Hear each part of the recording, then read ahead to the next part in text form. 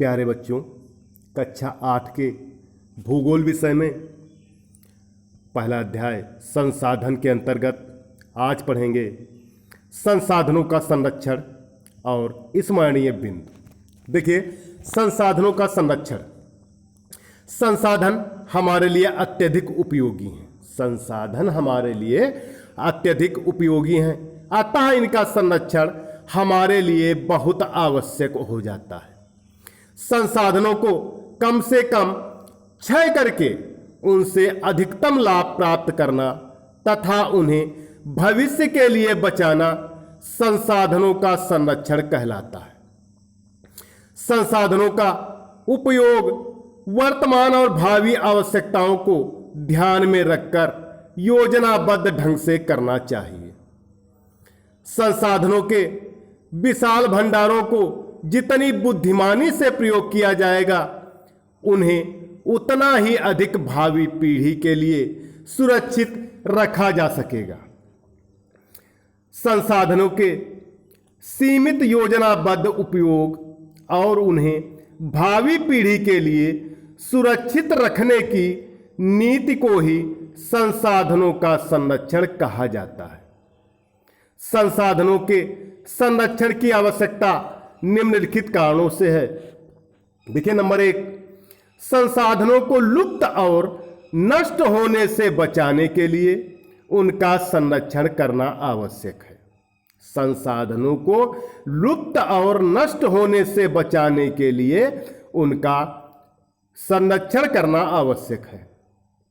Number 2, संसाधनों का संरक्षण करके मानव के औद्योगिक विकास के पथ को सुनिश्चित और सुदृढ़ बनाया जा सकता है। नंबर 3, संसाधनों का संरक्षण करके ही उनका लाभ लंबे समय तक उठाया जा सकता है। नंबर 5, भविष्य में विकास की दर को बनाए रखने तथा नई पीढ़ी के भविष्य को उज्जवल बनाने के लिए संसाधनों का संरक्षण आवश्यक हो जाता है। नंबर 5, संसाधनों का संरक्षण करके ही उपयोगी वृक्षों, वनस्पतियों एवं जीव जंतुओं की नस्लों को नष्ट होने से बचाया जा सकता है। देखिए, स्मरणीय बिंदु। प्रत्येक व्यक्ति, प्रत्येक वस्तु जिसका उपयोग आवश्यकताओं की पूर्ति के लिए किया जा सकता है, संसाधन कहलाती है। प्रत्येक वस्तु जिसका उपयोग आवश्यकताओं की पूर्ति के लिए किया जा सकता है, संसाधन कहलाती है। मानव को भी संसाधन कहा जाता है। मानव को भी संसाधन कहा जाता है क्योंकि मानवीय कौशल का विकास करके ही अन्य संसाधनों का विकास किया जा सकता है। अगला, प्राकृतिक संसाधन प्रकृति द्वारा प्रदत्त उपहार है। प्राकृतिक संसाधन प्रकृति द्वारा प्रदत्त उपहार है।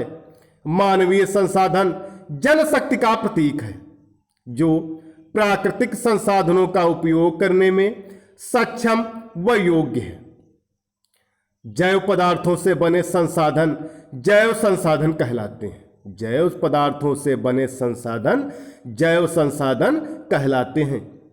जब मानव द्वारा प्रारंभिक संसाधनों का मूल रूप बदल दिया जाता है, जब मानव द्वारा प्राकृतिक संसाधनों का मूल रूप बदल दिया जाता है, तो वे मानव निर्मित संसाधन कहलाते हैं। चक्रीय संसाधनों का प्रयोग एक से अधिक बार किया जा सकता है। चक्रीय संसाधनों का प्रयोग एक से अधिक बार किया जा सकता है। तो प्यारे बच्चों, आज के लिए इतना ही। सभी बच्चे अपनी भाषा में लिखकर इसे ग्रुप पर डालें।